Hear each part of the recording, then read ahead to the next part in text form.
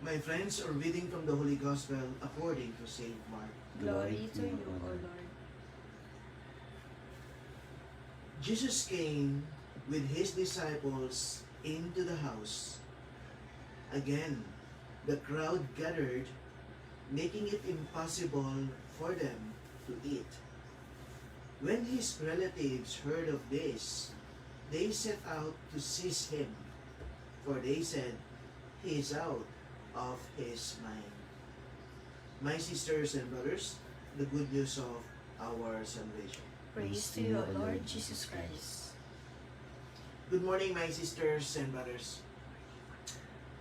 Our gospel for today is actually very short, but we can say that there are so many things that we may want to learn in that very short gospel, only 2 verses. In this gospel reading, we see that now it is not only the Pharisees and the scribes who are actually in a way against Jesus. The members of the family or relatives of Jesus was in a way also beginning to question or doubt what Jesus was actually doing, because Jesus was actually in a way acting totally different from they are expecting in terms of becoming a Jew. Somehow the Pharisees are against Jesus because what Jesus was actually saying was totally in a way opposite to what they have learned. That's why there's always a contradiction. There's always a collision between the Pharisees and also Jesus himself. Now what we can see, that this is also something that's building up also with regard to Jesus and also his relatives or his families, because they are in a way thinking that Jesus will become a normal child, a normal person. In other words, if John or Joseph was a carpenter, they are actually in a way expecting that Jesus will become a carpenter. In a way, they are supposed to become like them.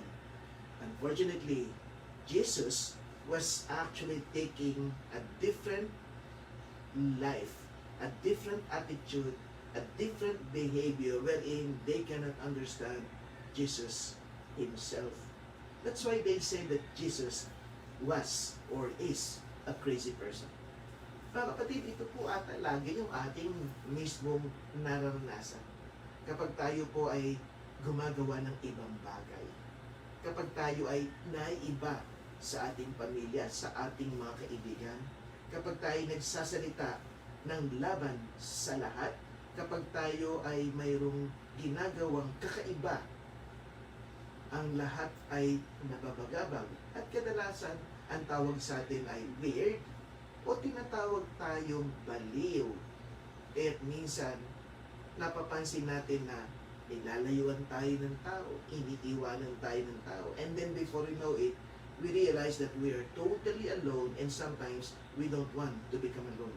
Kaya minsan, o pwede natin sabihin madalas, may mga bagay na alam mong dapat mong gawin o gusto mong gawin, na alam mo ito ay tama, o alam mo na ito yung gusto mo dahil gusto mong maging iba, dahil gusto mong maging totoo sa sarili mo, eh hindi mo magawa. Sapagkat natatakot kang sabihin weird, pa-espesyal, pa-iba, kaya dahil doon, sinusunod na lamang natin ang mga kagustuhan ng ibang tao, that in the end, we tend to please other people than pleasing ourselves, and most of all, than pleasing our God. Kaya minsan, pareho na lang lahat. Hindi tayo nakakakita ng pagbabago sapagkat nagtatakot tayong maging iba.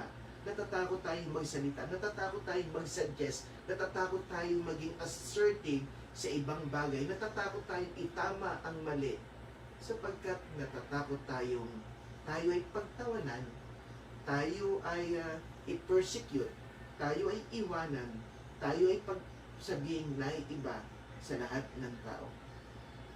Mga kapatid, alam nyo po, sa totoo lang, kung titingnan po natin ang buhay natin, Ito po yung nakakatuwa. Kapag ikaw ay nagmahal ng isang tao o ng isang bagay, di po ba't lagi natin sinasabi, hahamakin natin ang lahat. Sa ating pagbasa, ang ating Panginoon, totally in love with God or with God the Father, or totally in love in following the will of God. Kaya hahamakin ng ating Panginoon ang lahat, masunod lamang ang kalooban ng ating Panginoon. Wala siyang pakialam kung anong sasabihin ng mga Pariseo at Eskriba. Wala siyang pakialam kung sasabihin man lamang ng kanyang mga kamag-anak na baliw ang ating Panginoon. Sapagkat para sa Kanya, susundan niya ang mahal niya. Gagawin niya ang gusto ng mahal niya. At ang mahal ng ating Panginoon ay ang ating Diyos. Kaya gagawin niya ang lahat, masunod lang ang kalooban ng ating Panginoon. I guess this is also something that we need to recognize, my sisters and brothers, are we really in love with the will of God? Can we say that we are really, really in love with God? Even to the point that we are willing to be called fools or baliw by other people because we are, in a way, following the will of God. St. Ignatius of Loyola will say in the spiritual exercises or retreat that there are two standards that we are supposed to meditate or contemplate or consider. The first standard is the standard of the evil spirit, and the second standard is the standard of Christ. In the end, when you compare the both of those two standards, the standard of Christ will always bring you insult. It will bring you certain persecution. It will bring you pain. It will bring you being marginalized by other people. On the other hand, the standard of the evil spirit will always, in a way, give you all the luxuries and all the wealth that this world is actually offering, including wealth, including becoming famous, including power. That's why sometimes, my sisters and brothers, it's easier for us to choose the standard of the world, and then also live Christ. At the back of our own mind, many of us, all of us, I guess all Christians will say, I want to do what I want. I want to do what I wish. I want to do to follow the will of God. But sometimes, or pwede kong sabihin, most of the time, our actions, our decisions are being dictated by what others wants us to do. Because pleaser po tayo, mga kapatid eh. Pero hindi po tayo pleaser ng Diyos. Tayo ay pleaser ng ibang tao na kadalasan we tend to sacrifice what is right, what is due for other people, what is noble, what is correct, what is holy. We tend to sacrifice these things because we don't want to be alienated by other people or marginalized because we feel that they are important to us rather than God. Kaya ang tanong, ikaw mga kapatid, sa buhay po ba ninyo, may mga panahon ba sa buhay ninyo na ikaw ay tinawag na baliw dahil sa iyong pananampalataya? Tinawag ka bang baliw dahil may gusto kang gawin na ginawa mo? Pero sabi, ano ba yan? Kakaiba ka naman, pero nagpapasaya sa iyo. Meron ka bang ginawang ganon para sa iyong pananampalataya na tinawag kang baliw? That's why even Paul in his life even said in the Bible that we are supposed to be called fools for Christ. No? Tayo ay dapat tawaging mga baliw para sa ating Panginoon at ating pananampalataya. Kaya tanong, saan ka ba nababaliw? Saan ka ba nababaliw? May tumawag na ba sa iyong baliw ka dahil hindi mo dapat ginawa? Ano ba yung ginagawa? Martir ka. Bakit hindi mo lang iwanan ng iyong asawa? Baliw ka. Minsan ganyan tayo, sisters and brothers. But you know, if you love someone, if you feel that this is important, you will fight for it. Ipaglalaban mo yan. Kahit tatawagin kang baliw, kailangan natin ipaglaban din ang ating pananampalataya. Sa panahon ng pandemya, minsan ganyan, ano? Minsan, kadalasan, ang nakakatakot pang po, sisters and brothers, ang umuusig sa atin, sarili natin. Ang umuusig sa atin, sarili natin. Kadalasan, kutob ko nga, mas kalaban pa natin ang ating sarili at ang evil spirit kesa sa iba. Na siya nagsasabi, ano ka ba naman? Baliw ka ba? No? Ano ka ba naman? Hanggang ngayon, humahawak ka sa pananampalataya. Hanggang ngayon, naniniwala ka sa Diyos. Kahit na para bang pinabayaan ka ng Diyos panahon ng pandemya, nakakapit ka pa rin ba? Ano ka ba naman? Hanggang ngayon, nagtitiis ka sa asawa mo, nagtitiis ka sa anak mo, puro pasaway, iwanan mo na lang yan. Tanga ka. Tanga ka. But you will say, mahal ko to eh. Mahal ko sila eh. Importante sila sa akin eh. Hindi mo man maunawaan, pero sila yung mahalaga sa akin eh.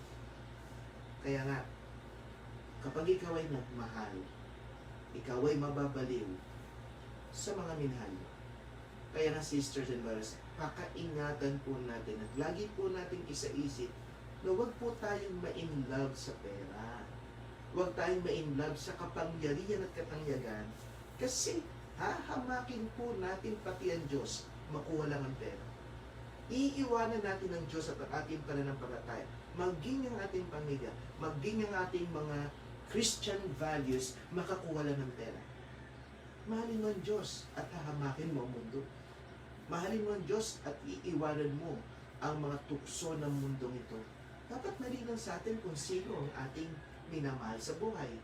Dapat malinaw sa atin na ang Diyos ang ating dapat mahalin. Sapagkat kapag minahal mo ang Diyos ng lubusan, wala kang pakialam kung anong sasabihin ng mundo, kung anong sasabihin ng tao sa ating pananampalataya. Wala kang pakialam kahit wala kang pera, kahit napakasimple ng buhay mo at ang mundong ibabaw na hindi naniniwala sa Diyos ay punong-puno at sagana ng pera. Wala kang pakialam. Ang tawag sa'yo, baliw nga. Baliw ka nga. Pero nabaliw para sa Diyos. Sapagkat natagpuan mo ang Diyos sa buhay mo. Mga kapatid, palay ko in the end, ang mga sumusunod kay Kristo ang hindi baliw. Ano ba ang ibig sabihin ng baliw? Ang baliw ay gumagawa ng mga bagay nang hindi niya alam kung bakit niya ginagawa. Iyon ang baliw. Hindi klaro at malinaw sa iyo. Ang mga baliw ay mga gumagawa ng mga bagay o inuubos ang kanilang buhay sa mga bagay na lumilipas at nawawala. Yan ang baliw. Ang tunay na matino ang isip, ang kanilang isip ay nasa mga bagay na pangmatagalan. Yung hindi nawawala, yung hindi lumilipas, yung bagay na hindi nanakaw, yung bagay na tunay na nagpapasaya sa tao. Ano ba yun? Diba? Ito yung pagmamahal, pananampalataya, pag-asa. Di po ba ito yung mga dapat nating isa-isip na dapat nating hanapin sa ating buhay? Di po ba't ang tunay na kayamanan ay ang mapa sa atin ang ating Panginoon sa ating buhay at maramdaman siya sa bawat sandali ng ating araw. Ito ay tunay na kayamanan. Yan ang tunay na katinuan. Sa mata ng tao, baliw ka. Pero sa mata ng Diyos, alam mo na ikaw ay may matinong isip sapagkat alam mo ang tunay na mahalaga sa buhay na ito. Kaya mga kapatid, huwag kang matatakot kung ang standard ni Kristo ang susundin mo at hindi ang standard ng mundo. Sapagkat sa huling pagtutuos, kapag natapos na ang ating buhay, sa harap ng Panginoon, lalabas ang tunay na baliw at ang tunay na matino. Palagay mo sa oras ito, baliw ka pa ba sa mundo? O nababaliw ka na kay Kristo? Kay Kristo ka mabaliw, sapagkat ito ay isang katinuan ng isip, sapagkat ito ang tunay na kayamanan na dapat natin hinahanap.